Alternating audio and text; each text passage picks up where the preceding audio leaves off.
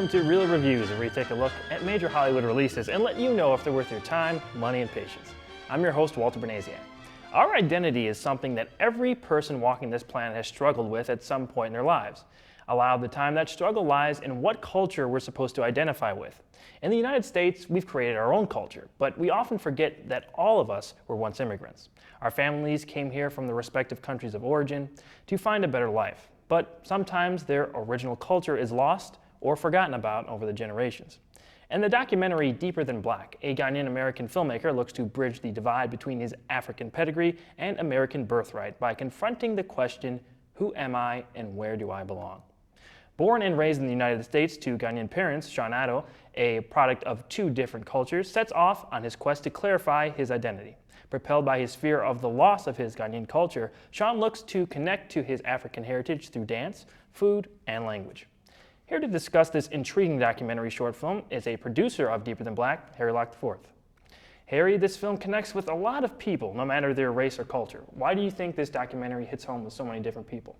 Well, I think the film really hits on a huge point that's really being discussed right now, especially in America, and it's the topic of this multi-generational, multicultural community that we've really built.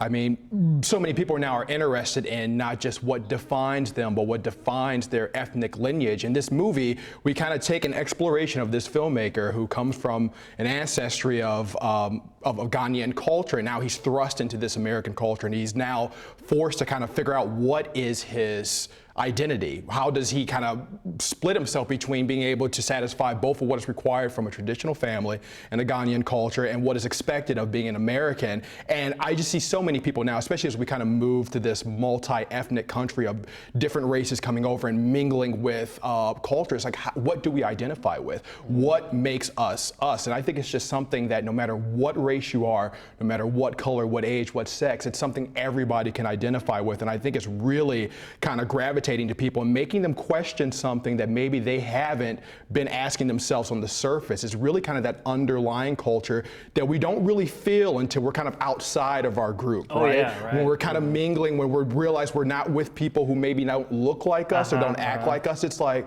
okay, what am I really? How do I connect to these people and how did we all get here and where do we go? Yeah, so I think that's really done really well in this movie, and it's really relatable. So I think you guys did a great job on that. So you're in the film for a moment to discuss your cultural background a little bit. What are your views on this whole subject now? I mean, the loss of culture in general, and specifically, the disconnect between, those who identify themselves as maybe Black Americans and some who identify themselves as African Americans, like Sean's family. What's your opinion on that? Well, I mean, that was one of the really interesting talks that kind of galvanized the whole project. When I'd have these, Sean and I actually lived together in Los Angeles. So, I mean, there was a lot of these conversations, a lot of back and forth about, what's the difference between an African and African American. And, it's funny, the film I feel was very therapeutic for Sean as he was able to really kind of dive into his culture and, really kind of understand, okay, where do I fit between these two cultures? And it's not that I really had the reverse process, but it was almost as we were going through the movie and I saw that he had these wonderful things like language and food and culture that, he could identify with. And a lot of the struggle on his end came from the fact that he felt he was so Americanized at some points that he really didn't know these things. Right, and, I made a comment to him that, at least you have the luxury of not knowing a language, of not knowing a culture. And as an African American, most of us feel that we don't even have that luxury. What is our language? What is our common tongue? What is our common dish? Most of us, including myself, don't even attribute ourselves to the African American title. We see ourselves more as Black Americans, a generation of people created from the years of slavery. We don't really identify with our African ancestry. We identify with what was kind of forced upon us here. And for me, that's just such a huge conversation that's really kind of been developed over the past couple of years of, where do Black Americans of this new generation kind of fall into? And that's something, it's a very wide, huge topic that doesn't really get justice in any sort of short form media. But it was something that I was really great that Sean really took acknowledge of and knew that that was something that had to be in that movie. That discussion had to be there. Maybe we don't go and explore that in complete totality because that's a different film, but that topic has to be there because it goes right hand in hand with what am I? how am I defined? Exactly. You know, and for me and other Black Americans, it's trying to find that culture to gravitate to. And, you know, people go and they do the ancestry test and they kind of trace their lineage, but you know, I liken it to the fact of, okay, it's like me going to go do a DNA test for an absent father. I find out who that father is, but do I still have that emotional connection? If I do the lineage and find out, okay, I'm a quarter Nigerian or I'm Ghanaian, I still don't feel that. It's not ingrained in my family. It's not ingrained in my pedigree. Right, and I think that is another, you know, big question in the movie. And yeah, I think you're right. It does go hand in hand with Sean's journey in this film. So, so did this idea for the doc just get started when with those conversations with you and Sean, or how did it get started? Well, I think it was something that was inherent in Sean for a really long time. You know, I think it was a topic that he realized was just waiting to kind of be captured and put into a media. And it was just, how do we go about doing that? And originally, the film was shot as a pitch tape for one of the documentary classes that USC has. And basically what happens is they screen all these pitches. There's about 17 of them. It's screened to the entire faculty in the entire school. And out of like those 17 or so pitches, only 3 are selected to get funded and made into an actual project. And, you know, the whole time we were shooting, I was kind of producing it with him and also as a cinematographer. You know, I was, you know, telling him, I was like, dude, this is gonna get picked. I mean, the topic material is just too prime, it's just too good. Your grasp of the subject material is just too good and too unique. I mean, this is gonna get picked. Now you need to be prepared of how do we go about capturing this whole 100 centuries worth of conflict and wrapping it up into, you know, this 24-minute movie. And, you know, luckily, the answer was him, you know, just making him the source, the connection of it all, and focusing the story through his eyes, him basically being the audience, us going through his journey, kind of got us the answers that he was looking for from when the film initiated. So it was about a year-long process from us shooting the pitch all the way through getting picked over the summer, going through ideas, working with the crew, and then shooting the film in the fall. So it was from January to December pretty much. Right, so that's pretty awesome. So, so you were, like you said, you're a producer on this movie, and you also helped shoot things here and there, or were you just full cinematographer on it? I was a cinematographer on the pitch, but producer for the film. We had a full crew that was allocated to us by USC, and well, essentially what ended up happening is once we got picked for the film, we had to go through an interview process of really kind of putting together a team of people that we felt would work best for getting the story told. And what we really looked for were individuals who not only were technically great at what they could do, but could also really kind of connect with the material. And you know, we were really fortunate. My co-producer Timmy Coker, who is a Nigerian American, really brought this really like missing kind of component there. She kind of brought that other spectrum that really added to the depth of what we were trying to do. And so it was so great because everybody could keep a checks and balance system on each other. It's like if it was getting too far, you know, just being Sean's story, too far into the Ghanaian roots, and we were losing everybody else, everybody felt free to kind of pull it back. And you know, the crew challenged him on a lot of things, which was great because not only did it challenge him to kind of think more about his identity, but it challenged him to make a better movie and to convey a better story to the public. And there's nothing really better you can ask for than a crew that's smart and that bold to do that. You know, it was a great experience to really kind of see that happen. And I was very honored to kind of be helping producing and help oversee that kind of cycle of how, and what we were able to create was just, you know, I feel like it turned out really, really good. Yeah, it sounds like there's a really cool, like, you know, checks and balances system on that set. Yeah, there was just a lot of chemistry, you know, I feel like between the different departments, whether it be our sound crew, our editors, our cinematographer, everybody kind of had a vision and had an understanding of what the story needed. And once you kind of plugged in these great pieces, you really got a well-polished product that was the voice of Sean, but very much, you know, shaped and polished by this crew with their own individual talents, which was really awesome to see. Yeah, it worked out really well.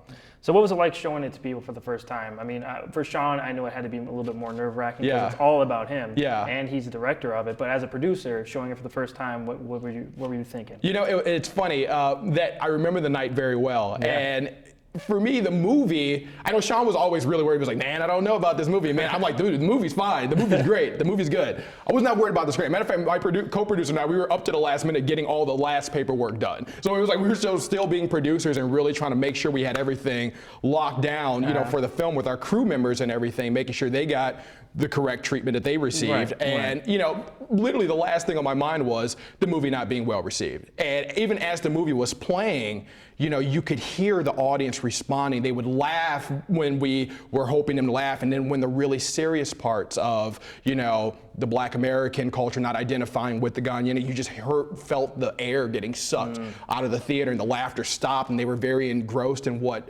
Sean's narration was doing. So it's like the screening, especially the USC one, it was one of the best screenings I've been to for a work that I've, you know, participated on. I felt like the audience was very responsive. And I know afterwards, you know, he was just approached by so many people. We all were just saying, wow, that was a really, really great piece. And, you know, we're glad someone was bold enough to kind of take up the mantle and really get that story told. Many people have felt the way that he did during that quest. Yeah, gotcha. All right, so did the process of making this documentary change your views on anything? Like after everything was done, after the finished product was over, did your views on anything change from before you started? Right. You know, it definitely, I would say it more opened my eyes than anything because, you know, before, again, it's something that you don't really think about until you're kind of put in that place of uncomfortability and you really kind of start to analyze the situation. And, you know, one of the things when we would go and talk with Sean's aunt or we would talk with Sean's family, you know, other Ghanaian Americans, and they would all kind of relate to the same things. And it's like, you know, I think about, you know, what conversations I have when I'm around other African or Black Americans, and it's like, it's nothing about this. You know, we don't talk about, oh, how come you don't know, you know, the language, or how come your family doesn't cook the dish? And I'm like, well, what is it that really gravitates us together? And it's two different sets of qualities, you know, and it's something that I'm now more cognitive of, something I'm really trying to pursue more of. What is it that defines, you know, our culture? You know, it's got to be something more than just the media, the hip hop entertainment, you know, tangible things like that. It's got to be something stronger that bonds us together, just like there's something cultural there for them. You know, there's got to be something cultural there for us. And what is the movement that really makes us on a widespread notice take appreciation of that? And like, again, I think that's a different movie. It's such a big and massive topic,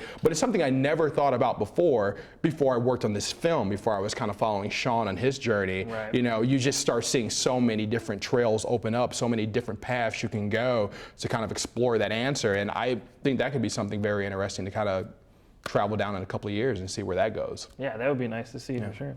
So you're in town right now in Chicago for the Black Harvest Film Festival that's taking place here in Chicago. We actually have a film that was made here at Governor State University, so this all, you know, syncs up a little bit, by our professors, called Hogtown, that's screening at that same film festival. So there's a nice little connection there. Tell us a bit about the film festival. You know, what's the theme of it and why are you excited for this particular one? Right, I think the Black Harvest Film Festival, which is now on its 20th annual celebration and screening, really kind of celebrates the next generation filmmaker, you know, especially showing films that are kind of made from, you know, African, Black American culture, really kind of putting a spotlight on those niche stories that don't often get play in mainstream media. And, you know, it's just gotten so much press and so much pickup over the past couple of years that it's really exciting for us to kind of make this the debut for Deeper Than Black, which really kind of breaks into the nooks and crannies of, you know, the African and African American culture and really kind of brings it to highlight. So I think the fact that we're able to kind of show it here with a bunch of other people who are going to find this topic material so engrossing and so, you know, embracing is really exciting to see. And I'm really appreciative that we're able to premiere it here at the Black Harvest Film Festival. Great. Really quickly, because we're running out of time.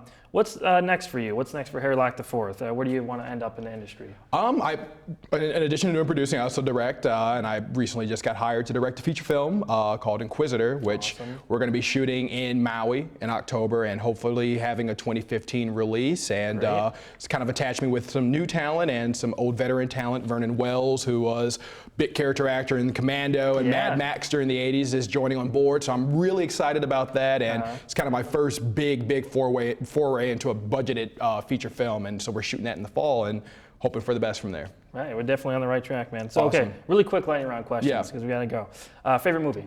Tombstone. Favorite director? Luc Besson. Favorite actor? It's got to be Christian Bale. Christian Bale. Christian Bale! What a great man. All right, I'd like to thank Harry Locke IV for talking Thank to you. us today about this great documentary short film. For more information, check out deeperthanblack.com. Look out for more real reviews coming soon. Until then, remember, it's not reviewed here, it just isn't real. I'm Walter Banasiak, this has been Harry Locke IV, and we will see you at the movies.